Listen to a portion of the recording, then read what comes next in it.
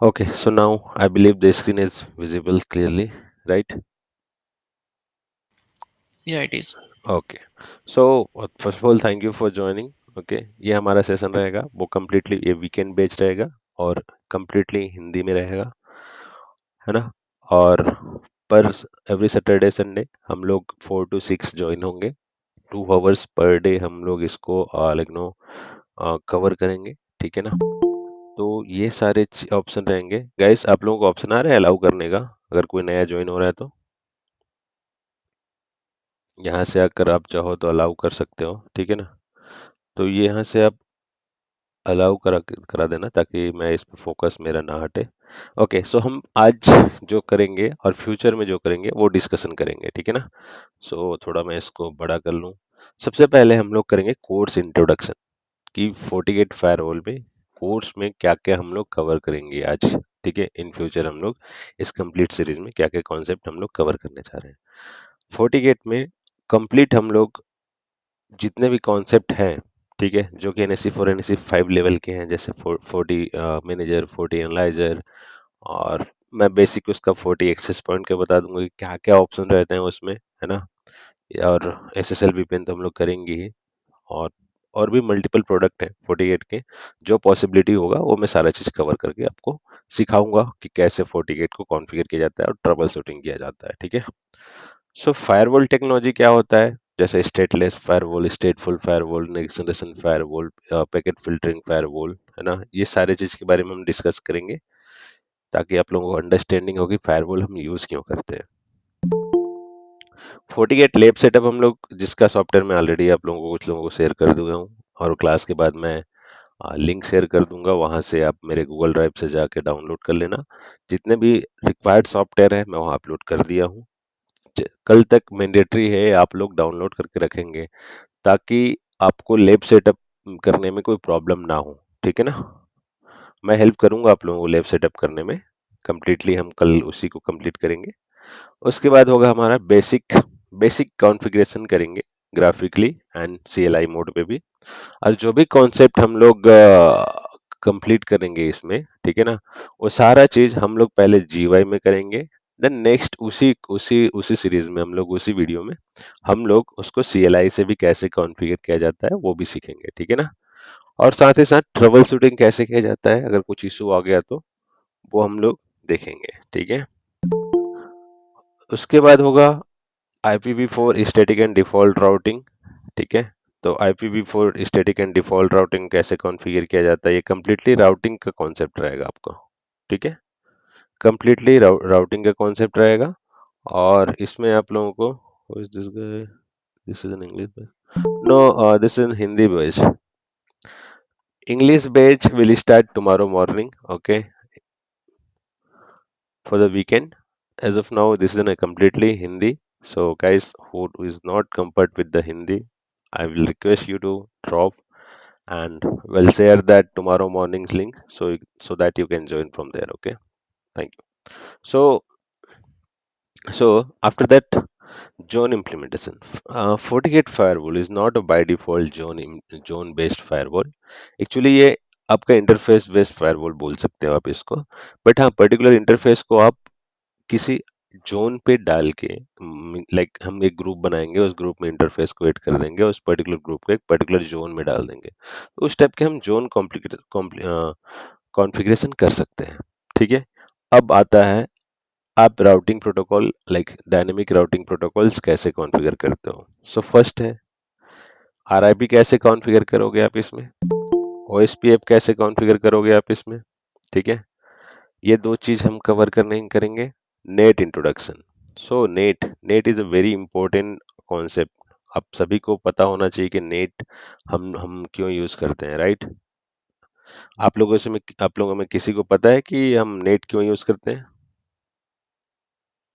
Hello. IP translation के लिए, और मेजोरिटी हम public to private to public translation करते हैं। ग्रेट। और क्या बेनिफिट है हमारे नेट के लिए?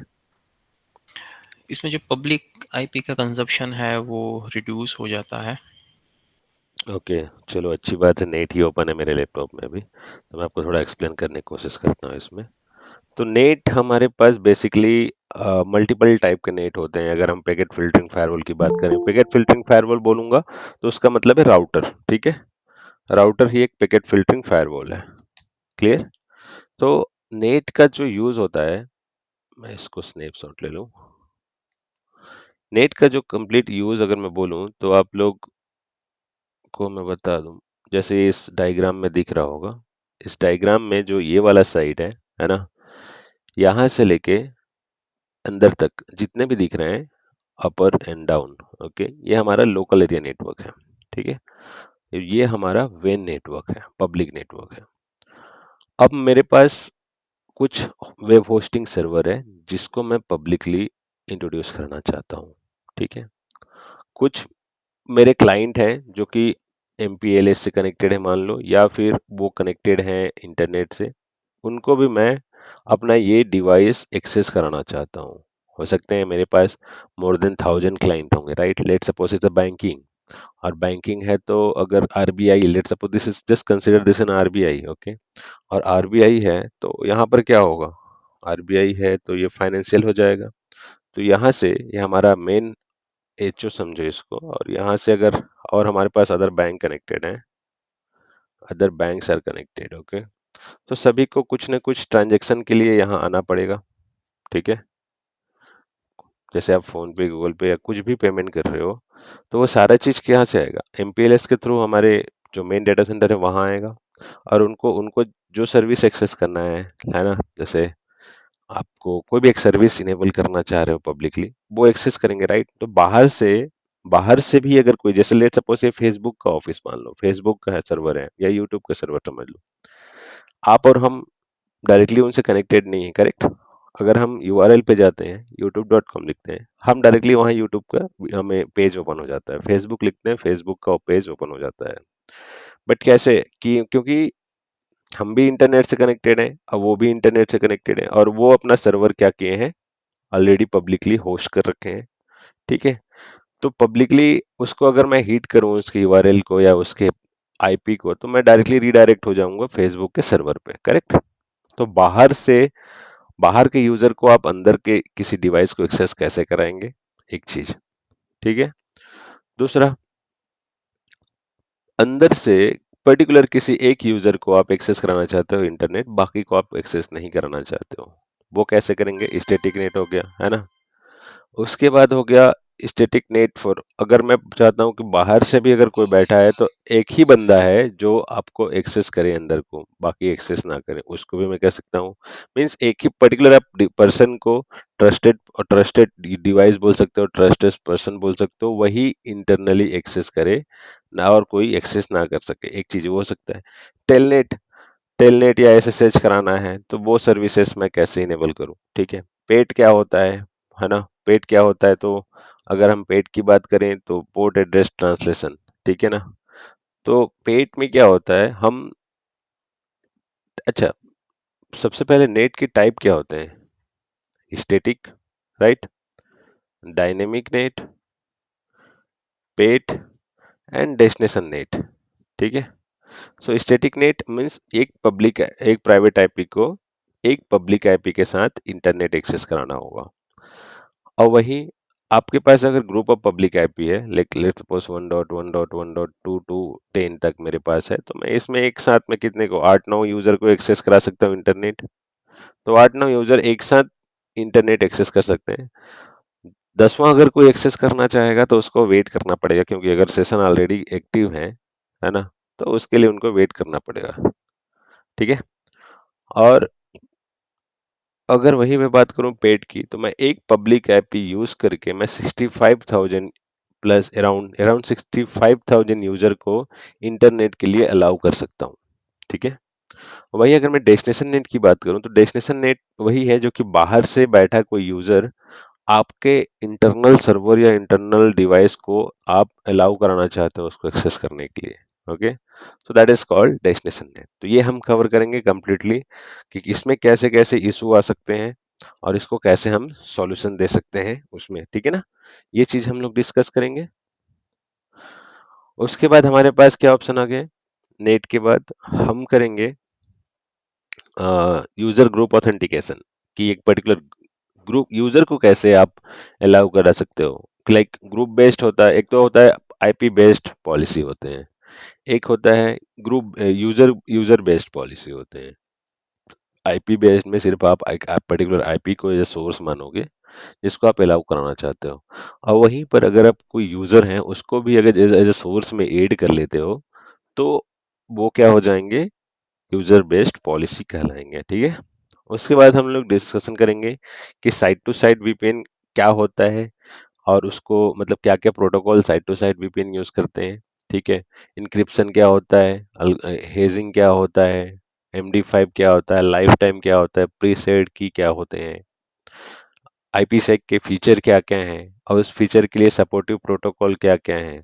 ठीक है, जैसे कि एएच हो गया, ईएसपी हो गया, और आपका आईकेई हो गया, है ना। फिर आइजा केम क्या होता है, वो कैसे वर्क करता है, वो अगर आपका फेज 1 में वर्क करता है, फेज 2 में वर्क कर सकता है, वर्क करता है, ये सारे हमें वन बाय वन देखना पड़ेगा। ठीक है, कि क्या ये कैसे ये वर्क करेंगे। अगर आपको टर्मिनोलॉजी पता है, जैसे फेज 1 में क्या क्या ये लोग नेगोशिएट करते हैं, एक पार्टी दूसरे पार्टी, मतलब एक बोल सकते हो कि एक ब्रांच दूसरे ब्रांच से जब फेज 1 नेगोशिएशन करते के टाइम पे, हेलो मेरा आवाज आ रहा है आप लोगों को?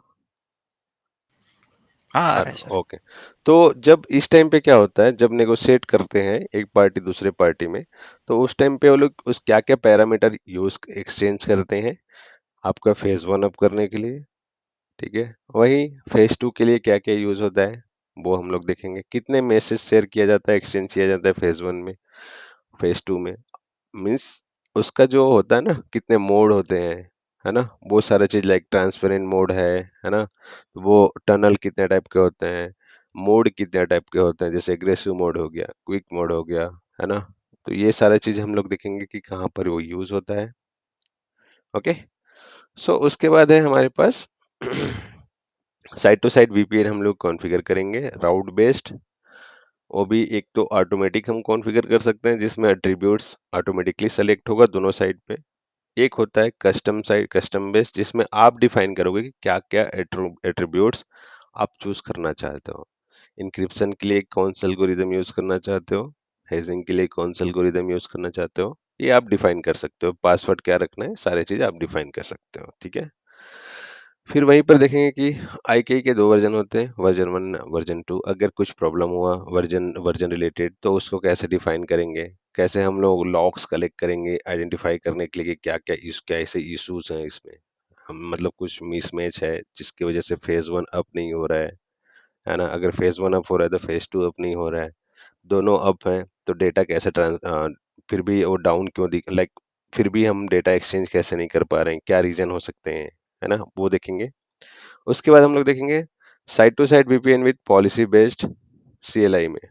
वो अभी तक जो हम लोग देखे वो राउट बेस्ड है, इसके बाद जो हम लोग कॉन्फ़िगर करेंगे पॉलिसी बेस्ड रहेगा। ठीक है, फिर उसके बाद है सर्टिफिकेट ऑथेंटिकेशन कैसे प्रोवाइड किया जाता है वो देखेंगे। साइड टू साइड में हम जैसे कि जरूरी तो नहीं है ना कि अगर आपके पास कोई आप किसी कंपनी में वर्क कर रहे हो और उसके मल्टीपल क्लाइंट कनेक्टेड हैं उससे, है ना, तो जरूरी नहीं है कि वो सामने वाला भी FortiGate ही यूज करे। ठीक है ना, तो जब सामने वाले के पास, दूसरे क्लाइंट के पास अगर दूसरा डिवाइस है, दूसरा वेंडर है, जैसे पालो अल्टो हो गया उसके पास, सिस्को हो गया उसके पास, या फिर जूनिपर हो गया, तो उस टाइम पे आप कैसे उनको FortiGate के साथ आईपीसेक टनल आईपीसेक फॉर्म करोगे वो हम देखेंगे। ओके, तो जैसे कि ये हमारा ब्रांच है और हमारे क्लाइंट के पास से सिर्फ राउटर है, दूसरे क्लाइंट के पास सिर्फ एएसए है, तीसरे क्लाइंट के पास सिर्फ जूनिपर है, चौथे के पास हमारे पास चेक पॉइंट है, फायरवॉल पालो अल्टो है। तो उस टाइम पे हम लोग उनको कैसे आईपीसेक टनल फॉर्म करेंगे और कैसे कम्युनिकेशन एस्टेब्लिश कराएंगे वो भी देखेंगे। ठीक है, ताकि फ्यूचर में अगर आपको इस ऐसा सिनेरियो कुछ मिलता है तो आप कॉन्फिडेंसली बोल सको कि कॉन्फिडेंट रहो उस चीज को लेके कि या मैं इसको हैंडल कर सकता हूँ, मैं वेरीफाई कर सकता हूँ, मैं कॉन्फ़िगरेशन चेक कर सकता हूँ, मैं ट्रबल शूटिंग कर सकता हूँ। ओके, तो ये कंप्लीट हम लोग देखेंगे। उसके बाद आ जाएगा हमारे पास ट्रांसपेरेंट फायरवॉल। तो जो भी फायरवॉल है, स्पेशली अगर हम FortiGate की बात करें, तो ये दो मोड पे वर्क करता है। इसके दो ऑपरेशनल मोड होते हैं, एक होता है नेट मोड और दूसरा होता है ट्रांसपेरेंट मोड। ठीक है, ये इंटरव्यू में भी पूछा जा सकता है आपको कि FortiGate फायरवॉल के कितने मोड होते हैं, ऑपरेशनल मोड क्या क्या होते हैं। तो नेट मोड और ट्रांसपेरेंट मोड। नेट मोड पे जैसे ये इंटरफेस है, मान लो ये फायरवॉल अभी नेट मोड पे चल रहा है, और इस नेट मोड में अगर चल रहा है तो इसका क्या होगा, ये जो इंटरफेस दिख रहे हैं इसमें आप आईपी असाइन कर सकते हो। ओके, लेकिन वहीं अगर इसी फायरवॉल का आप ट्रांसपेरेंट बेस यूज करना चाहोगे तो वहां पे आप इसको एज अ L2 यूज करोगे, ना कि L3। ठीक है, वो कहाँ यूज होता है, कैसे यूज होता है, थोड़ा मैं एक्सप्लेन कराने की कोशिश करता हूँ आपको। तो जैसे आपके पास समझो कि आपके यहाँ एक यू नो एक रनिंग नेटवर्क है। ओके, आपके यहाँ एक रनिंग नेटवर्क है। अब उस रनिंग नेटवर्क में क्या चाहते हो आप, कि आप चाहते हो कि नहीं यार, मेरा नेटवर्क में फायरवॉल तो नहीं है लेकिन मैं फायरवॉल लगाना चाहता हूँ, और उस फायरवॉल जो लगाना चाहता हूँ उसमें क्या हो, मेरा नेटवर्क सिक्योर हो जाए लेकिन मुझे जो रनिंग नेटवर्क हो उसको विदाउट इम्पेक्ट किए, मतलब उसमें कोई प्रॉब्लम ना हो। समझ रहे हो ना, उसको सिक्योरिटी प्रोवाइड हो जाए। ठीक है, तो जैसे यहाँ पे एक बात समझ जाता हूँ मैं आपको। ये आपका ब्रांच 1 है। ओके, ये आपका ब्रांच 2 है। ठीक है, ये दोनों राउटर हैं और यहीं आपका स्विच लगे हुए हैं, स्विच लगे हुए हैं, और दोनों इंटरनेट से आईपी सेक्टर वगैरह कनेक्टेड हैं। आप समझ सकते हो एमपीएलएस भी कनेक्टेड है नेटिंग में। तो इसमें क्या कॉन्फ़िगरेशन हुआ होगा, इंटरफेस आईपी कॉन्फ़िगरेशन हुआ होगा, आईपी सेक कॉन्फ़िगर कर लिए अब, उसके बाद आपने नेटिंग किया होगा। ठीक है ना, हो सकता है कुछ एमपीएलएस इन्वॉल्व हो तो एमपीएलएस होगा। ठीक है, आपने राउटिंग कर रखा होगा। तो मैं चाहता हूँ कि मैं एक रिक्वायरमेंट आ गई कि मेरा क्लाइंट बोल रहा है कि नहीं, मेरा ऑलरेडी जो रनिंग नेटवर्क है वो फाइन है, बस थोड़ा मुझे सिक्योरिटी पे इशू है, तो इसलिए मैं फायरवॉल इंप्लीमेंट करना चाहता हूँ। लेकिन फायरवॉल जो है वो मेरे नेटवर्क को डिस्टर्ब ना करे, वही वही ने स्मूथ चलता रहे, आप सिर्फ प्लग एंड प्ले करो और चालू हो जाए और सिक्योर हो। ठीक है, तो इस बेस में क्या करूंगा मैं, अगर मैं फायरवॉल को यहाँ इम्प्लीमेंट करता हूँ तो मुझे राउटिंग करना पड़ेगा, और मैं अगर इसको ट्रांसपेरेंट मोड पे फायरवॉल को रन करता हूँ तो as a L2 interface work करेगा, तो मैं वहां पर आईपी असाइन नहीं कर सकता, मैं राउटिंग नहीं कर सकता। ठीक है, तो उस बेस में मैं क्या करूंगा, मैं फायरवॉल को गेटवे एंड लेन नेटवर्क के बीच में उसको इंस्टॉल कराऊंगा। ठीक है, इम्प्लीमेंट कराऊंगा, और यहाँ पे मैं ना तो मुझे आईपी असाइन कराना पड़ेगा, ना कुछ नहीं करना पड़ेगा। ठीक है, वैसे ही अगर मैं ट्रांसपेरेंट मोड में यूज कर रहा हूँ तो मैं आईपी असाइन एनीवे किसी भी हालत में मैं नहीं कर सकता। ठीक है, तो अगर यहाँ पे मैं सिक्योरिटी प्रोफाइल इनेबल कर दूंगा, ठीक है, सिक्योरिटी प्रोफाइल मैं इनेबल कर दूंगा, तो यहाँ पे क्या होगा, यूजर आएंगे, इनकमिंग पैकेट को आउटगोइंग पैकेट को देखेगा, फायरवॉल अगर कुछ सस्पिशियस है तो ब्लॉक करेगा, चला गया। अगर यहाँ इनकमिंग पैकेट में कुछ सस्पिशियस लग रहा है फायरवॉल को, कोई वायरस है, कोई अटैच फाइल है जिसमें सस्पिशियस वायरस लग रहे हैं, तो वो सारा चीज क्या करेगा, फायरवॉल अपना सिक्योरिटी का पूरा कंप्लीट आपको सर्विस देगा, ना कि नेट का कोई सर्विस नहीं देगा। ठीक है, क्लियर। नेट का मतलब होता है आपको आईपी या राउटिंग का कोई सर्विस नहीं देगा, सिर्फ सिक्योरिटी प्रोफाइल का सिक्योरिटी का सर्विस देगा। क्लियर। तो इस कंडीशन में हम लोग इसको ऐसे ही कराते हैं। और इसका सेम एक और उदाहरण है जिसको हम लोग वर्चुअल वायर बोलते हैं, वर्चुअल वायर, वी वायर बोलते हैं। तो वी वायर में भी ये भी एक उसका सेकेंड ऑप्शन है, बस डिफरेंट कुछ नहीं है, इसमें एक मैनेजमेंट आईपी मिलता है जिसके थ्रू हम फायरवॉल को एक्सेस कर सकते हैं, जीवाई। Okay, clear. फिर उसके बाद हम लोग एचए करेंगे। एचए में क्या होगा, एचए को हम क्लस्टर बोलते हैं, फोर्टिगेट क्लस्टर प्रोटोकॉल, एफजीसीपी बोलते हैं, है ना। फोर्टिगेट क्लस्टर प्रोटोकॉल में हम लोग क्या करेंगे, अगर दो फायरवॉल हैं, मतलब हम एक इसलिए यूज करते हैं ताकि अगर कोई प्रॉब्लम आ रहा है, लाइक अगर एक रनिंग अवेलेबिलिटी के लिए करते हैं, राइट, अगर एक डाउन हो गया तो हमारा जो डेटा ट्रेवल ट्रेवल होता रहेगा वो दूसरे दूसरे पे ट्रेवल होता रहेगा।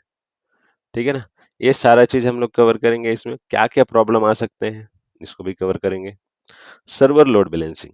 सर्वर लोड बैलेंसिंग, तो सर्वर लोड बैलेंसिंग क्या होता है, तो अगर आपके पास लेट सपोज आप किसी एक ऐसे ऑर्गेनाइजेशन में वर्क कर रहे हो, ठीक है, जहाँ पे आपके पास क्या नहीं है, तो आपके पास मान लो लोड बैलेंसर नहीं है। ठीक है, तो उस लोड बैलेंसर में, अच्छा ये सर्वर लोड बैलेंसिंग का जो ऑप्शन है वो सिर्फ FortiGate फायरवॉल में अभी तक मैंने देखा है, बाकी अदर वेंडर पे मैंने नहीं देखा है, ठीक है ना। तो सर्वर लोड बैलेंसिंग कहाँ पर हम लोग यूज करते हैं, जैसे ये हो गया आपका एक आप समझ लो कि फ्लिपकार्ट का ऑफिस समझ लो, ठीक है। फ्लिपकार्ट का ऑफिस समझ लो और उसको आप ये बोल सकते हो कि फ्लिपकार्ट का ऑफिस है ये, और वहां पे आपको क्या करना है, जस्ट मिनट यार, ये थोड़ा सा वर्क नहीं कर रहा है, इसको मैं ऐसे स्नैप ले लेता हूँ। ओके, तो इसको आप फ्लिपकार्ट का ऑफिस समझ लो या अमेजोन का ऑफिस समझ लो। यहाँ पर every minute every like second millions of traffic आ रहे होंगे, राइट, परचेस करने के लिए, ठीक है ना। फ्लिपकार्ट मान लो, अब बहुत सारे हमारे जैसे ऑनलाइन शॉपिंग करने के लिए ई कॉमर्स वाले जो शॉपिंग करने के लिए बैठे होंगे, किसी को कोई टीवी खरीदना है, क्लॉथ खरीदना है, A to Z जो भी खरीदना होगा, और ट्रैफिक जाएगा इंटरनेट से कहाँ जाएगा, अमेजोन, लेट्स सपोज ये अमेजोन का है तो अमेजोन का ऑफिस में जाएगा, अमेजोन का जो गेटवे है उसको हिट करेगा। गेटवे के बाद अगर आपके पास लेट्स सपोज की लोड बैलेंसर नहीं है, तो आप कैसे इतने ट्रैफिक को हैंडल करोगे, राइट। और आपके पास 10 सर्वर हैं, सेम सेम काम के लिए आपके पास 10 सर्वर है सेम सर्विस के लिए।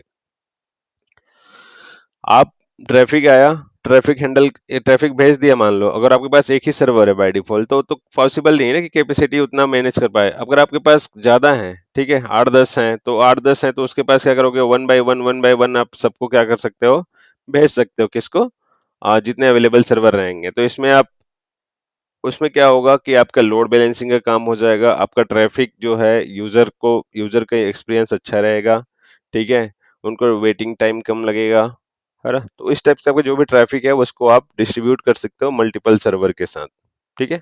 ये भी हम कवर करेंगे इसमें, क्लियर। उसके बाद हमारे पास क्या ऑप्शन आ जाता है, तो SLP के बाद आता है एडमिन प्रोफाइल। ये छोटा सा काम है, जैसे कि आपके पास, आप किसी कंपनी में वर्क कर रहे हो, आप जूनियर हो सीनियर हो, लेट सपोज आप सीनियर हो, राइट, आप सीनियर हो तो अगर आप सीनियर हो तो आपको क्या मिलेगा, L3 एक्सेस मिलेगा फायरवॉल को ऑपरेट करने के लिए। वही अगर आप जूनियर हो तो आपको रीड का ही एक्सेस मिलेगा, राइट का एक्सेस नहीं मिलेगा, करेक्ट।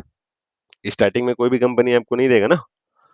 तो ये सारा चीज हम कैसे कैसे यूजर आपके मतलब अलग अलग इंजीनियर अलग अलग यूजर के लिए आप कैसे एक प्रायोरिटी डिसाइड कर सकते हो कि वो सिर्फ ये चीज को मॉडिफाई कर सके, बाकी चीज को मॉडिफाई ना कर सके, है ना, या वो सिर्फ मॉडिफाई कर ही ना पाए, ठीक है ना, वो सिर्फ क्या कर पाए, तो वो कर पाए तो आपका ओनली आपका जो कॉमन चीज है, जैसे रीड कर सके कि क्या कॉन्फ़िगरेशन हुआ है वो चेक कर सके, बेसिक अंडरस्टैंडिंग, लेकिन हम लोग L1 L2 के लिए देते हैं।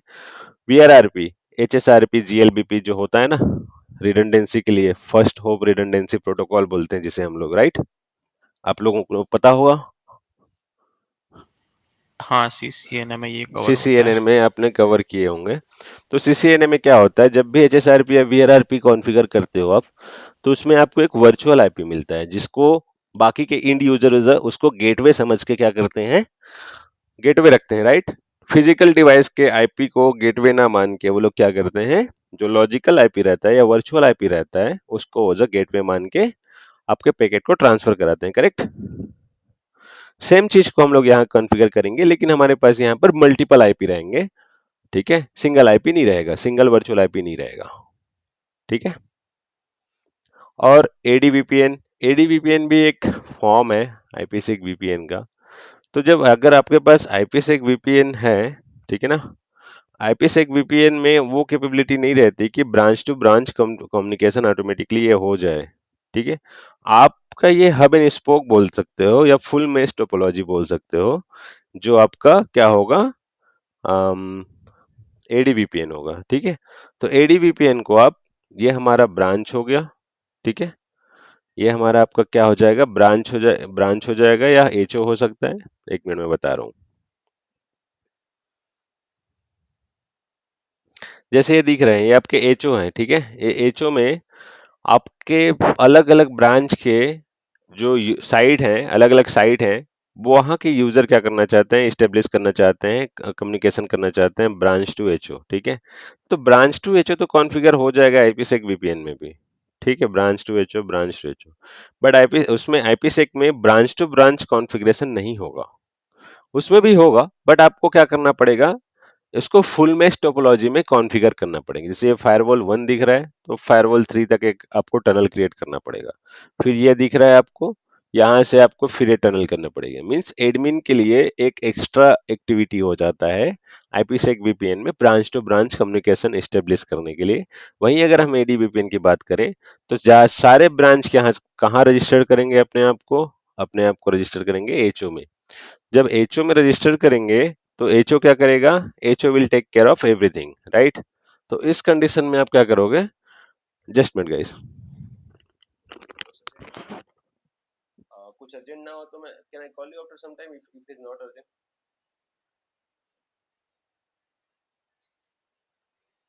सो what do you want from my side? Okay, prepare the report and send it.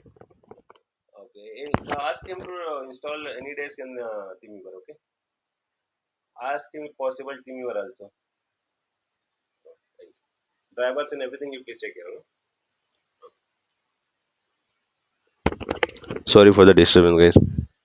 Okay, so हम कहाँ पर थे, हम एडीवीपीएन पे थे। एडीवीपीएन कैसे काम करता है, यहाँ पे हम लोग क्या करेंगे, सारे ब्रांच को एचओ के साथ रजिस्टर कर देंगे। फिर ये क्या हो जाएगा, फुल मेश टोपोलॉजी में कॉन्फ़िगरेशन हो जाएगा। तो जब फुल मेश टोपोलॉजी में कॉन्फ़िगरेशन होगा, ब्रांच टू एचओ तो कॉन्फ़िगर मतलब कम्युनिकेशन हो ही जाएगा, और साथ ही साथ ब्रांच टू ब्रांच भी ऑटोमेटिकली कम्युनिकेशन हो जाएगा। इन केस अगर एचओ डाउन हो गया, तो आपको क्या लगता है, branch to branch communication continue रहेगा या नहीं रहेगा? इन केस, बिकॉज रजिस्टर तो हमारा फायरवॉल फोर्टिगेट यहीं पर है ना एचओ में, सारे ब्रांच का, करेक्ट? एनी आइडिया, कुछ एनीवन?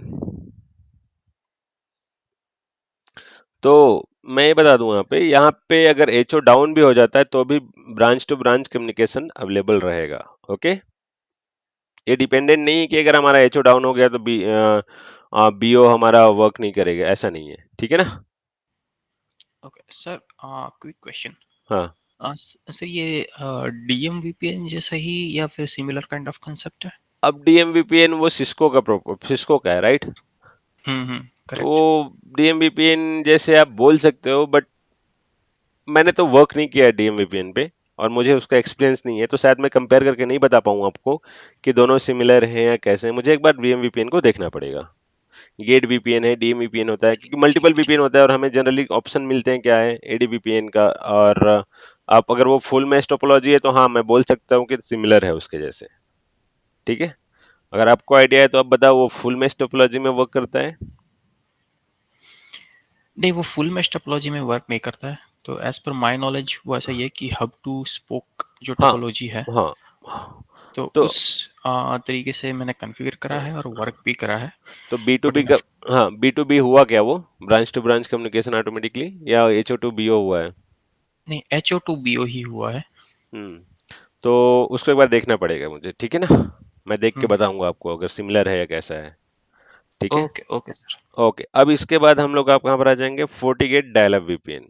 फोर्टीगेट डायलअप वीपीएन और एसएसएल वीपीएन दोनों सिमिलर हैं, लेकिन अगर आपके पास लाइसेंस नहीं है एसएसएल वीपीएन का, तो आप एसएसएल वीपीएन यूज नहीं कर सकते हो, राइट। एसएसएल वीपीएन मतलब एक किसी रिमोट के किसी यूजर के डेस्कटॉप पे या लैपटॉप पे, जैसे वर्क फ्रॉम होम है और मैं घर से बैठ के ऑफिस के डिवाइस को एक्सेस करना चाहता हूँ, राइट। तो कहीं ना कहीं मुझे वर्चुअल कनेक्टिविटी होना चाहिए मेरे घर से लेके ऑफिस तक के नेटवर्क तक, करेक्ट। तो उसके लिए हम लोग क्या करते हैं, एसएसएल वीपीएन या रिमोट वीपीएन बोलते हैं, उसी को वही कॉन्फ़िगर करेंगे, राइट। जैसे चेक पॉइंट में कुछ और नाम बोलते हैं, आपका पालो अल्टो में हम लोग, sorry I forgot the name, पालो अल्टो में, पालो अल्टो में भी एसएसएल वीपीएन ही है, लेकिन उसका नाम कुछ और बोलते हैं हम लोग, ठीक है ना। और उसके बाद है, ग्लोबल। हाँ, ग्लोबल प्रोटेक्ट बोलते हैं उसमें। और सिस्को में सिस्को एनी कनेक्ट बोलते हैं, ठीक है ना। तो इस टाइप के यहाँ पर फोर्टीगेट में जो होगा उसको एसएसएल वीपीएन ही बोलेंगे हम लोग। और एसएसएल वीपीएन के साथ साथ डायलअप वीपीएन एक इसमें एक्स्ट्रा सर्विस है, बोथ आर सिमिलर। लेकिन अगर आपके पास लाइसेंस नहीं है एसएसएल वीपीएन का, तो आप यूज नहीं कर पाओगे अदर वेंडर में, राइट। इवन कि फोर्टीगेट में भी आप एसएसएल वीपीएन यूज नहीं कर पाओगे। अगर आपको रिमोट एक्सेस वीपीएन यूज करना ही है, एसएसएल वीपीएन यूज करना ही है, अगर आपके पास लाइसेंस नहीं भी है तो भी आप क्या कर सकते हो, ये सर्विस अभी भी इनेबल है, फ्री में FortiGate प्रोवाइड कराता है। Dial up VPN, both are 99.9% similar, okay. SSL and AD, this both, क्योंकि काम वही है, कॉन्फ़िगरेशन करने का तरीका भी वही है, सिमिलर है। तो मैं यही बोलूंगा कि ये फ्री सर्विस है Fortinet का। बाकी का SSL VPN, इसके लिए लाइसेंस लग सकता है। अदर ब्रांड में भी, अदर वेंडर में भी आपको SSL VPN के लिए लाइसेंस लगेगा। क्लियर? SD-WAN की बात करते हैं अब। तो SD-WAN में क्या होता है, तो मैं थोड़ा इसमें भी थोड़ा आप लोगों को क्लियर करा दूं कि SD-WAN क्या होता है हमारा। जस्ट ये यहाँ से नहीं हुआ है। ओके, सो SD-WAN में लेट सपोज आपके पास क्या है, दो, ये आपके फायरवॉल है, ये आपके लोकल एरिया नेटवर्क है, ये इतने यूजर बैठे हुए हैं, ठीक है। आपके पास दो ISP कनेक्शन है। आप चाहते हो कि दोनों ISP को मैं एक साथ ही यूज करूं, ठीक है। आप चाहते हो कि दोनों ISP को मैं एज ए लोड शेयरिंग करूं, और मैं, अगर मुझे डेस्टिनेशन पता है, मान लो गूगल पे जाना है किसी को या फेसबुक पे जाना है, तो मैं चाहता हूं कि ये यूजर, अगर ये यूजर जो हैं अगर फेसबुक पे जाना चाहते हैं, वो सिर्फ ये वाला पाथ एक्सेस करें, ये वाला पाथ एक्सेस ना करें, ISP 1 को एक्सेस करें, 2 को एक्सेस ना करें।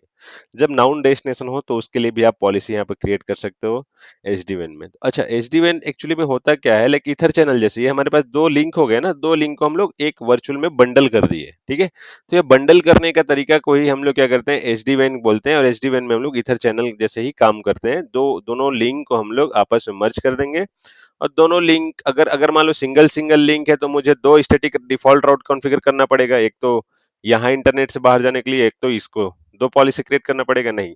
अगर SD-WAN कॉन्फ़िगर कर दिया, तो मुझे सिर्फ सिंगल सिंगल पॉलिसी क्रिएट करना पड़ेगा, या सिंगल स्टैटिक राउट क्रिएट करना पड़ेगा, और मुझे ये SD-WAN का जो मेरे पास जो वर्चुअल लिंक मिलेगा, उसको मैं एज अ इंटरफेस सेलेक्ट कर लूंगा, ठीक है।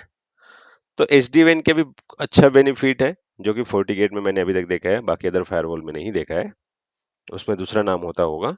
तो ये SD-WAN टेक्नोलॉजी जो है, हम लोग यूज करके आपको इसको दोनों को मर्ज करा सकते हैं। क्लियर? ये हो गया हमारा क्या SD-WAN का। हाँ, क्या हम इसमें पता कर सकते हैं एसडीवीआर में किस सेशन कौन सा इंटरनेट से एक्सेस हो रहा है? हाँ, वो पता कर सकते हैं हम लोग, पता करके मैं आपको पता करके बताऊंगा, ठीक है। जब कॉन्फ़िगरेशन करेंगे तो मैं आपको पता करके बता दूंगा कि अगर कोई यूजर गूगल को हिट किया, तो ये इसका रिक्वेस्ट जो है इधर से गया है, ISP 1 से, ISP 2 से, यही पूछ रहे हो ना आप? जी हाँ। हाँ, तो ये हम पता कर सकते हैं, ठीक है। और अगर आपको डेस्टिनेशन पता हो, तो आप डेस्टिनेशन डिफाइन ही कर सकते हो कि मेरा अगर यहाँ जाना होगा, इसको मतलब फेसबुक के पास जाना है, तो वो सिर्फ ISP 1 ही एक्सेस करे, अगर यूट्यूब के पास जाना है तो वो ISP 2 ही एक्सेस करे। ऐसा भी हम डिफाइन कर सकते हैं, इसमें कुछ पॉलिसी डिफाइन कर सकते हैं, ओके। ओके। इसमें लोड शेयरिंग हो सकता है, बहुत बहुत अलग अलग फीचर्स जो हैं हम लोग उसमें यूज कर सकते हैं। क्लियर? हाँ, उसके बाद क्या हो गया हमारा, FSSO। अब FSSO क्या होता है, तो उसको मैं थोड़ा डिस्क्राइब कर दूं। फर्स्ट सिंगल साइन ऑन बोलते हैं इसको हम लोग FortiGate में। तो हर कंपनी का क्या होता है, एक AD सर्वर होता है, राइट। मान लो, एक मिनट, इसको मैं यूज कर लूं थोड़ा।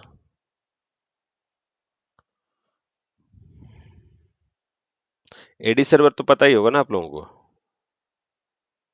जी हाँ। हाँ हाँ पता है। AD सर्वर, तो AD सर्वर में क्या यूज होता है, हमारे जितने भी यूजर डिटेल रहते हैं वहां पर रहते हैं, राइट। लेट सपोज से हमारा AD सर्वर है, क्लियर ना। और AD सर्वर है, तो जस्ट मिनट, इसको मैं यूज कर लेता हूँ। ये AD सर्वर हो गया हमारा, ठीक है। AD सर्वर क्या करेगा, अगर कोई बाहर से AD सर्वर, और मैं क्या करा दूंगा, AD सर्वर से FortiGate को मैं सिंक करा दूंगा, ठीक है। एक इसमें हम लोग FortiGate एजेंट इंस्टॉल करेंगे, कहाँ पे, हमारे सर्वर पे, और यहाँ इनेबल कर देंगे हम लोग एजेंट को, ठीक है। यहाँ इंस्टॉल होगा एजेंट का, यहाँ हम उस एजेंट को इनेबल कर देंगे, ठीक है ना। तो जब एजेंट को इनेबल करेंगे, तो जो भी यूजर डिटेल रहेगा, ये यहाँ पर, यहाँ से सिंक होके कहाँ पर आ जाएगा, फायरवॉल के पास आ जाएगा। तो मान लो यूजर आ रहा है, ठीक है, मतलब इंटरनल यूजर ही मान लो, ठीक है, जिसको बाहर इंटरनेट पे जाना है, ये आपका इंटरनेट मान लो, ये आपके इंटरनल यूजर ही मान लो इसको भी। यहाँ पर एक और इंटरनल यूजर बैठा हुआ है, या यहाँ ये जो दिख रहे हैं आपको यूजर कंसीडर करो। तो अगर कोई भी यूजर इंटरनेट के लिए जाना चाहेगा तो अपने ऑथेंटिकेट करने के लिए एडी सर्वर के पास नहीं जाना पड़ेगा उसको। ऑथेंटिकेट करने के लिए ये सीधा फायरवॉल पे पास आएगा। फायरवॉल अपने जो एजेंट हम लोग इनेबल किए रहेंगे और जो एजेंट हम लोग यहाँ इंस्टॉल किए रहेंगे, मान लो एक एजेंट बिठा के रखते हैं ना हम लोग किसी ऑफिस में कि अगर कुछ हो तो वहां से बताना मुझे, राइट। तो हम लोग यहाँ पर एक एजेंट रख देंगे। वो एजेंट क्या करेगा, जब भी कोई नया नया आईडी क्रिएट होगा ऑटोमेटिकली उसको भेज देगा कहाँ पर, फायरवॉल के पास। तो फायरवॉल के डेटाबेस में भी वो एजेंट का डिटेल अवेलेबल रहेगा, है ना। तो ऑथेंटिकेट करने के लिए एडी के पास नहीं जाना पड़ेगा किसी यूजर को, फायरवॉल एजेंट के थ्रू ही उसको क्या कर देगा, ऑथेंटिकेट करके बाहर इंटरनेट के लिए या किसी भी सर्विस के लिए वो भेज देगा। वीपीएन को इसी यूजर से भी कनेक्ट कर सकते हैं ना? वीपीएन को मतलब ये आपका एसएसएल वीपीएन के लिए। जी, आईपीसेक।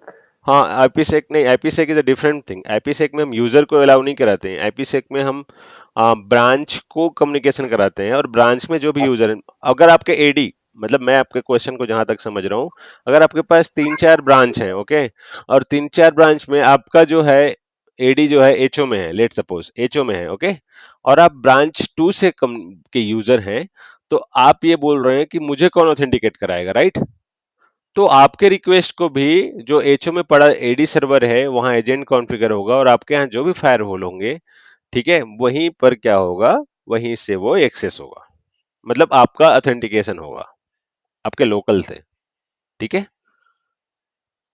शायद मैं उस सिनेरियो में आपको प्रैक्टिकल में उस टाइम ना बता पाऊं, लेकिन मैं इतना बता दूंगा, लेकिन वो पॉसिबल है। और एक ही ये जो भी एडी सर्वर है आपके पास, वहीं से वो आपका क्या हो जाएगा, ऑथेंटिकेशन हो जाएगा। और हाँ, अगर आपके पास मल्टीपल ब्रांच हैं, तो जहां तक मुझे पता है सर्वर में, विंडोज सर्वर वगैरह हम लोग जहां तक पढ़े हैं और काम किए हैं, मैं तो ये अगर, पूछना चाह रहा था। हाँ बताइए ना। जैसे कि मेरा एडी सर्वर है, हम्म।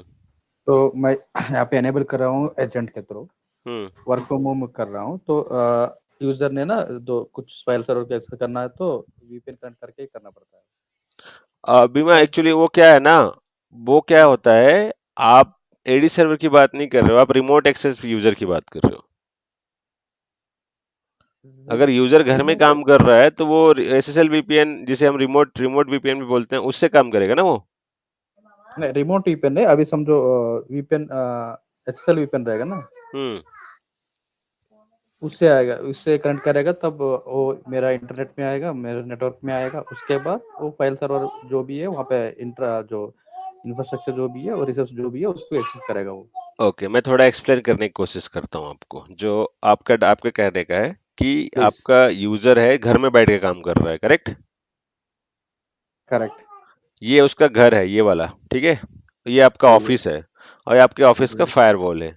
ये आपका ऑफिस का जी। फायरवॉल इंटरनेट से कनेक्टेड है, और ये हमारे यूजर हम्म, भी इंटरनेट से किसी न किसी इंटरनेट से कनेक्टेड है, और आपस में सारे इंटरनेट कनेक्टेड रहते हैं, आपको पता होगा, राइट। तो मैंने एसएसएल वीपीएन यहाँ कॉन्फ़िगर कर रखा है। वही एसएसएल वीपीएन का एक एप्लीकेशन मैंने यहाँ पर डाउनलोड करके इस यूजर को दे दिया है, आईडी पासवर्ड भी दे दिया है इसको, राइट। तो जैसे करेक्ट। ये एसएसएल वीपीएन में आईडी पासवर्ड डालेगा, ये पहले कहाँ जाएगा, इंटरनेट के साथ आपके गेटवे पर जाएगा। गेटवे को ये रिक्वेस्ट भेजेगा, प्रपोजल भेजेगा, यही इसका प्रोसेस होता है एसएसएल वीपीएन के। ये हम्म, प्रपोजल भेजेगा, प्रपोजल को ये रिक्वेस्ट करेगा, रिक्वेस्ट भेजेगा तो इसको रिप्लाई देगा वो, और प्रपोजल को ये क्या करेगा, इंस्टॉल करेगा, ठीक है ना। जैसे प्रपोजल को इंस्टॉल करेगा, ये इसके बाद क्या होगा, एसएसएल वीपीएन इसको एक बार कंफर्मेशन भेजेगा, ठीक है। तो लाइक टीसीपी 3 वे हैंडशेक होता है, वैसे यहाँ पर नहीं, ये जैसे प्रपोजल इंस्टॉल किया, इसके बाद फायरवॉल आपका पॉलिसी भेजेगा इसको, ठीक है। यूजर को पॉलिसी भी भेजेगा, तो पॉलिसी भी ऑटोमेटिकली बैकग्राउंड में, बैकएंड में आपका इंस्टॉलेशन चलता रहेगा, ठीक है। तो एक बार ये एप्लीकेशन, ये प्रोसेस हो गया, तो उसके बाद आपका ये यूजर कनेक्टेड दिखाएगा, राइट। एसएसएल वीपीएन कनेक्टेड दिखाएगा ना इनके लैपटॉप में। जी हाँ, करेक्ट। तो ये जैसे ही कनेक्टेड दिखाएगा अब आप चाह रहे हो कि इसका आईडी पासवर्ड कौन ऑथेंटिकेट करेगा, राइट। करेक्ट। तो मैं वही चाह रहा था, मतलब यूजर नेम जो पासवर्ड जो फायरवॉल का होगा या एडी सर्वर का होगा। एसएसएल के लिए जो आप आईडी पासवर्ड दोगे वो डिफरेंट आईडी पासवर्ड रहेगा, और आप सिस्टम लॉगिन के लिए जो आईडी पासवर्ड दोगे वो डिफरेंट आईडी पासवर्ड रहेगा। तो ये सिस्टम लॉगिन के लिए करेगा ना, ये एसएसएल वीपीएन पास आईडी पासवर्ड को ऑथेंटिकेट नहीं कर सकता। सिंगल साइन ऑन का मतलब इसलिए उसी वजह से तो पूछा मैं, सिंगल मतलब साइन ऑन में एफएसएसओ में आपका कहना है मेल के लिए भी वही क्रेडेंशियल हो, ठीक है, हाँ सिस्टम लॉगिन के लिए भी वही क्रेडेंशियल हो, एसएसएल वीपीएन के लिए भी वही क्रेडेंशियल हो। अगर जी। हाँ उस टाइम पे वो सारा चीज करेगा, लेकिन मैं आपको जनरली बता रहा हूँ कि जो हम लोग अगर सिंगल साइन ऑन करते हैं AD server let suppose FSSO को आप भूल जाओ, आप एडी सर्वर की बात करो, ठीक है, एडी सर्वर में आपको सिर्फ वो क्या करता है, यूजर यूजर क्रेडेंशियल को ही वो ऑथेंटिकेट करता है, राइट।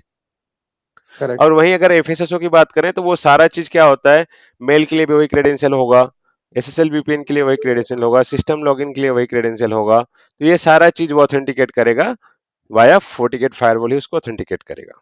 ओके। ओके। ठीक है, ये हो गया हमारा क्या क्या फैसिलिटीज जो प्रोवाइड कराता है अपना वीपीएन, एसएसएल वीपीएन का एफएसएसओ के थ्रू, या हम अभी तक एफएसएसओ में थे, तो ये एफएसएसओ हो गया। अब वीडोम की बात करते हैं, इसको वर्चुअल डोमेन बोलते हैं हम लोग, और wisdom is nothing but it's kind of, हम लोग जैसे वीलैन कॉन्फ़िगर करते हैं ना स्विच में वीलैन कॉन्फ़िगर करते हैं ना, एक फिजिकल स्विच रहता है हमारे पास और मल्टीपल क्या रहते हैं हमारे पास, वीलैन होते हैं ना। करेक्ट। तो मान लो ये 8 पोर्ट या मतलब 24 पोर्ट स्विच है, तो इसके जो 1 2 3 4 ये 4 इंटरफेस को मैंने एक वीलैन 10 में डाल दिया, ठीक है, ये 3 को मैंने 20 में डाल दिया, ये 3 को मैंने 40 में डाल दिया, ऐसा मैंने डाल दिया। तो जैसे कि हमें पता है कि विलेन 10 का जो यूजर है उसका ट्रैफिक 20 को एक्सेस नहीं करेगा, 30 को एक्सेस नहीं करेगा, एज वाइस वर्सा आपस में ये लोग कम्युनिकेशन नहीं कर सकते, राइट। तो हम लोग ये क्या करते हैं, वर्चुअल बाउंडेशन बोल सकते हो, या इसका जो ब्रॉडकास्ट होता है उसको हम मिनिमाइज कर देते हैं, राइट, और कम्युनिकेशन हमारा एक L2 लेवल का एक बेसिक सिक्योरिटी प्रोवाइड करता है, करेक्ट ना। और हम करेक्ट। एक ही स्विच पे हम लोग क्या कर सकते हैं, मल्टीपल डिफरेंट यूजर को आपस में कम्युनिकेशन कराने से स्टॉप कर सकते हैं, रोक सकते हैं, करेक्ट ना। तो वैसा ही क्या होता है, वैसा ही वीडोम एक कॉन्सेप्ट होता है, हर एक मॉडल का एक उसका कैपेसिटी होता है, कि जैसे उसको वर्जन का, कि आपके उस पर्टिकुलर मॉडल में कितने वीडोम आप इनेबल कर सकते हो, 10 कर सकते हो, 2 कर सकते हो, 20 कर सकते हो। जनरली ये वीडोम आपको 90% लोकेशन में जहाँ अच्छा यूज हो रहा है, जहाँ अच्छा इन्वायरमेंट है, बिग नेटवर्क है, वहां पे वीडोम यूज हो जाएगा। लेकिन अगर आपके पास लिमिटेड है, जैसे डेटा सेंटर वगैरह में वीडोम 99% यूज होगा, ठीक है ना। तो ये भी बहुत इंपॉर्टेंट कॉन्सेप्ट है, इसको भी मैं अच्छे से आपको सिखाऊंगा और आपको आपको समझ आएगा कि वीडोम क्या होता है। तो वीडोम में क्या होगा, जैसे मेरे पास एक डेटा सेंटर है, तो यहाँ पर मैं किसी क्लाइंट का डेटा है, इधर किसी क्लाइंट का डेटा है, इधर किसी क्लाइंट का डेटा है, इधर किसी क्लाइंट का डेटा है, ठीक है, सर्वर है। तो मेरा क्लाइंट का रिक्वायरमेंट है, क्लाइंट अमेजोन का रिक्वायरमेंट है कि अगर आप मेरे डिवाइस को हैंडल कर रहे हो, तो मैं चाहता हूं कि जो भी ट्रैफिक आए वाया में आपके फायरवॉल के पास आए, और डायरेक्ट फायरवॉल से मेरा एक स्विच हो, उससे मेरा कनेक्टिविटी हो, इससे और किसी का एक्सेस ना हो, मतलब इसके थ्रू किसी और का एक्सेस ना हो, मेरा कॉन्फ़िगरेशन क्या है, मेरा कनेक्टिविटी कैसा है, वो किसी को पता ना चले, ठीक है। बाकी आपके अदर क्लाइंट को ट्रैफिक जो जा रहा है उससे मुझे इंटरफेरेंस नहीं चाहिए। वैसे ही बाकी क्लाइंट का भी कहना है, ठीक है, मुझे इंडिविजुअल डिवाइस चाहिए, सिक्योरिटी डिवाइस। तो आप सबके लिए क्या करोगे, एक अलग अलग फायरवॉल डिवाइस खरीदोगे ना, खरीदोगे ना। तो अगर हम्म। उसको खरीदने से बढ़िया है हम इसको वीडोम यूज करेंगे, और वीडोम में क्या करेंगे, इसको डिवाइड कर लेंगे। लेट सपोज हमारे पास 4 क्लाइंट है अभी, तो 4 क्लाइंट इसको कर देंगे। तो इसमें होता है रूट, बाय डिफॉल्ट जो होता है रूट बोलते हैं उसको, और उसके बाद दूसरे क्लाइंट के लिए मैं बोल दूंगा उसको रूट 1 बोल दूंगा, रूट 2 बोल दूंगा, रूट 3 बोलूंगा, और रूट 4 जो भी है आपके पास वो मैं बोल दूंगा उसको, ठीक है। तो इसमें क्या होगा, आपके जो डिवाइस हैं, आपके जो यूजर हैं, आपके जो क्लाइंट के नेटवर्क हैं, उसका कॉन्फ़िगरेशन रूट वाला रूट 1 को नहीं देख सकता, रूट 1 रूट 2 को नहीं देख सकता, 3 को नहीं देख सकता, 4 को नहीं देख सकता। मतलब अगर आप उस फायरवॉल को लॉगिन करोगे तो आपके पास 4 ऑप्शन मिलेंगे, आप कौन से रूट से लॉगिन करना चाहते हो, रूट से करोगे, रूट 1 2 3 4, अगर 1 का पॉलिसी है तो 1 में ही रहेगा, 2 का पॉलिसी है 2 में रहेगा, 3 का पॉलिसी 3 में, 4 का पॉलिसी 4 में ही रहेगा। जो भी कॉन्फ़िगरेशन है वो इंडिविजुअली ही रहेंगे, आपस में उसका एक दूसरे से नहीं देख पाएंगे वो लोग कि दूसरे में क्या कॉन्फ़िगर है। एज अ नेटवर्क इंजीनियर आप देख सकते हो, आपके क्लाइंट को लगेगा कि हाँ मेरा ही कनेक्टेड है इसमें, और किसी का कनेक्टेड नहीं है इस डिवाइस के साथ। ठीक है, तो ये भी काफी इंटरेस्टिंग कॉन्सेप्ट है और बहुत यूजफुल है, और हर एक जगह में जहां तक डेटा सेंटर की बात करूं वहां पर यूज होता ही है ये। सर एक क्विक क्वेश्चन है। हाँ हाँ, सर ये उसी टाइप का कॉन्सेप्ट है जो पालो अल्टो में वर्चुअल सिस्टम है? Correct correct, okay sir. दोनों एक ही है। ठीक है, हर एक वेंडर का नाम अलग अलग है, काम वही है। और जितने भी आप फोर्टिकेट में पढ़ने जा रहे हो, सिमिलर थिंग आपको कहाँ पर मिल जाएगा, 90% या 95% जो कॉन्सेप्ट है वो दूसरे वेंडर में भी मिलेंगे, नाम बस अलग अलग रहेगा, कॉन्फ़िगरेशन करने का तरीका अलग रहेगा, ट्रबल शूटिंग करने का तरीका अलग रहेगा। ठीक है, ओके, कुछ जैसे कि एटलीस्ट हाँ आइडिया रहे कि हाँ हाँ हाँ, मतलब। कंपैरिजन मैं उसको भी कराते जाऊंगा आगे कि इसमें हम लोग जैसे कि अब 40 मैनेजर में हम 40 गेट में हम लोग 40 मैनेजर बोलते हैं, पालो अल्टो में हम लोग पनोरमा बोलते हैं, राइट। तो हाँ करेक्ट। ये सारा चीज भी कंपेयर करेंगे तो आप लोगों को अंडरस्टैंडिंग होगी, हाँ ये पालो अल्टो में ये बोलते हैं, 40 गेट में ये बोलते हैं, काम एक ही है। ओके, सो ये रहा हमारा वीडोम का कॉन्सेप्ट। और वीडोम के बाद होगा हमारा, क्या रह जाएगा वीडोम के बाद, हमारा आ जाएगा लिंक एग्रीगेशन। अब लिंक एग्रीगेशन क्या हो गया, और आपका लिंक एग्रीगेशन के साथ क्या है, और भी ऑप्शन है हमारे पास, लिंक रिडंडेंस इंटरफेस हो गया। ठीक है, तो इसको भी मैं थोड़ा समझा दूं, डायग्राम ऑलरेडी है मेरे पास, लैब सेटअप ऑलरेडी है, तो मैं उसी में समझा देता हूँ आप लोगों को कि लिंक एग्रीगेट और ये सारे चीज क्या होते हैं एक्चुअली में, और कैसे ये वर्क करते हैं।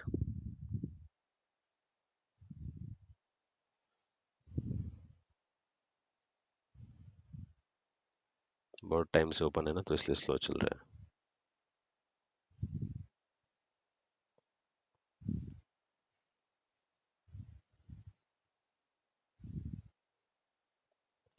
Okay, so leave it about this, and admin, okay, close 48।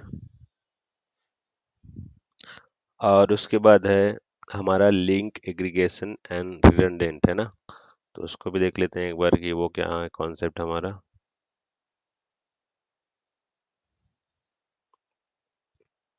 Generally आप लोग देखे होंगे किसी न किसी ऑर्गेनाइजेशन में, आपके ऑर्गेनाइजेशन में भी होगा, कोई भी एक आईएसपी आपको सिंगल लिंक ही देता होगा, राइट।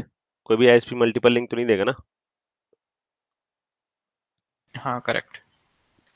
तो अगर सिंगल लिंक दे रहा है वो, तो यहाँ पे क्या होगा, अगर सिंगल लिंक दिया है तो वहां पे कैसे काम करेगा वो,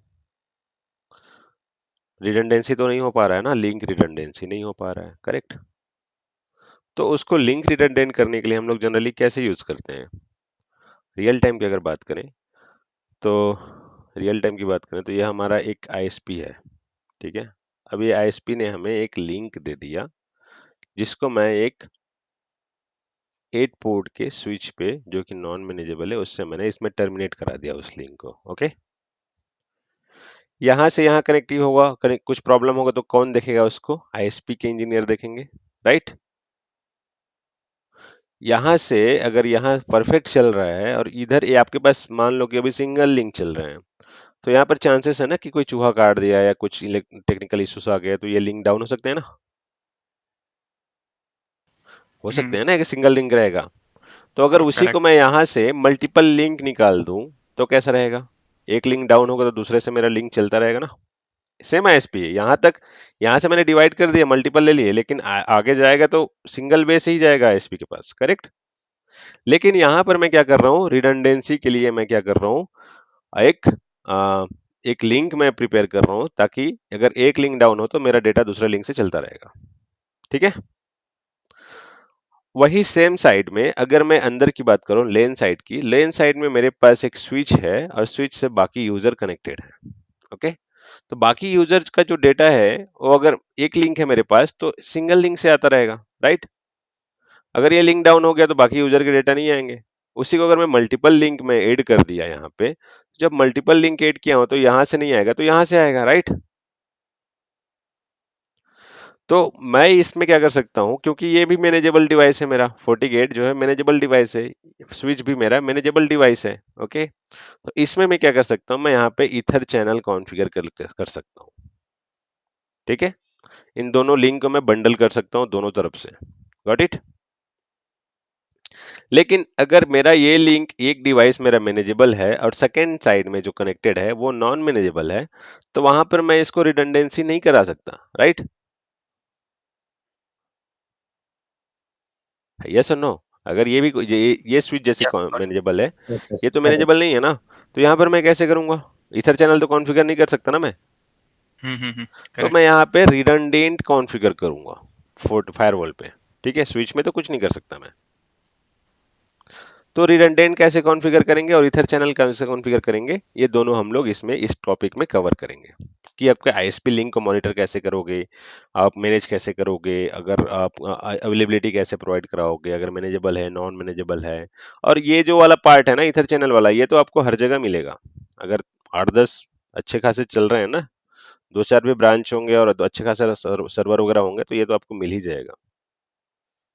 ठीक है, तो ये चीज है। और उसके बाद क्या ऑप्शन रह गया हमारे पास, तो हमारे पास FortiGate हो गया, फोर्टी मैनेजर मैनेजर और फोर्टी एनालाइजर का ही ऑप्शन बचा है। तो वो कैसे कॉन्फ़िगर करेंगे, तो उसके लिए भी हमारे पास ऑप्शन है, जैसे वीडियो के लिए मैंने बताया, और SD-WAN, OSPF, network address, IPsec, forty manager. ठीक है, तो यहाँ पे अगर आपके पास समझो कि 8-10 ब्रांच हैं एक सिटी में, जैसे कोई आपका डायग्नोस्टिक सेंटर हो गया, या आपके बैंकिंग हो गए, जो कि बैंकिंग हो गया, तो बैंक में तो ऑल ओवर इंडिया मिलेंगे आपको ब्रांचेस, राइट? लेकिन अगर आपके कुछ लिमिटेड हैं जो कि मेट्रो सिटीज में ही चल रहे हैं, या मेट्रो सिटी में 2-4 अलग अलग सिटी में और आपके डिवाइस चल रहे हैं, ठीक है ना, उसको आप रिमोटली कैसे हैंडल करोगे एक ही जगह में?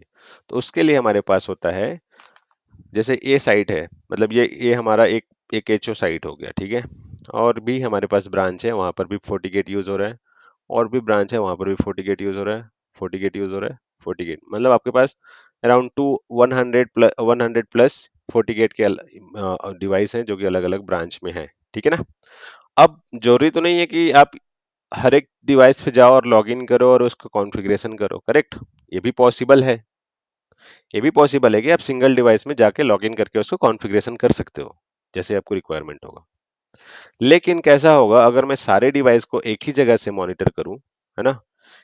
जैसे ये 40 मैनेजर हो गया मेरा, ये मेरा एचओ में है, तो इस 40 मैनेजर में ही सारे डिवाइस को मैं सिंक करा दूं, सबका कंसोल मैं एक ही जगह में ले लूं, जो भी कॉन्फ़िगरेशन करूं यहीं से करूं, और किसी पर्टिकुलर डिवाइस के लिए करूं तो यहीं से कर सकूं, और उसको मैं पॉलिसी को पुल करूं, तो ये इस पॉलिसी में, इस फायरवॉल में इनबिल्ट हो जाके इम्पेक्ट हो जाए, लाइक, और मेरा पॉलिसी जो है वो पॉलिसी कॉन्फ़िगरेशन हो जाए, इधर कॉन्फ़िगरेशन हो जाए, इधर कॉन्फ़िगरेशन हो जाए, इधर कॉन्फ़िगरेशन हो जाए, मैं कोई पॉलिसी रिमूव करना चाहूँ पर्टिकुलर लोकेशन का, तो वो रिमूव कर सकूं मैं यहीं से बैठ के, है ना? तो ओवरऑल मेरे कहने का मतलब है, आपके पास हर एक इसका भी एक लाइसेंस लेना पड़ता है 40 मैनेजर में, या 14 लेजर की बात भी करेंगे हम इसके बाद। 14 लेजर के लिए आपको, मैनेजर के लिए आपको लाइसेंस लेना पड़ेगा, और उस लाइसेंस, हर एक लाइसेंस की कैपेसिटी होती है कि वो कितना अदर डिवाइसेस को हैंडल कर सकता है। ठीक है, मतलब 1000 प्लस भी आपका एक्सेस कर, आप हैंडल कर सकते हो। ओके, वो भी एक्सेस कर सकते हो, वो भी ऑप्शन है हमारे पास। तो एक मिनट guys।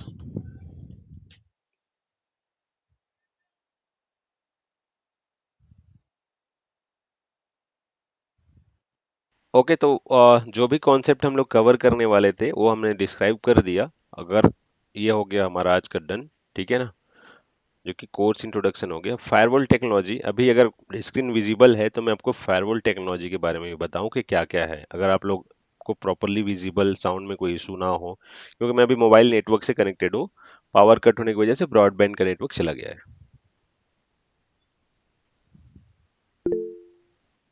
हाँ सर, स्क्रीन तो विजिबल है और का वॉइस भी क्लियर है। ओके, नो प्रॉब्लम, तो हम लोग कंटिन्यू करते हैं कि हमारा पास FortiGate टेक्नोलॉजी का कैसा वर्क करता है वो, ठीक है ना? FortiGate टेक्नोलॉजी में इसका जस्ट मिनट, मैं स्क्रीन शेयरिंग स्टॉप करता हूँ।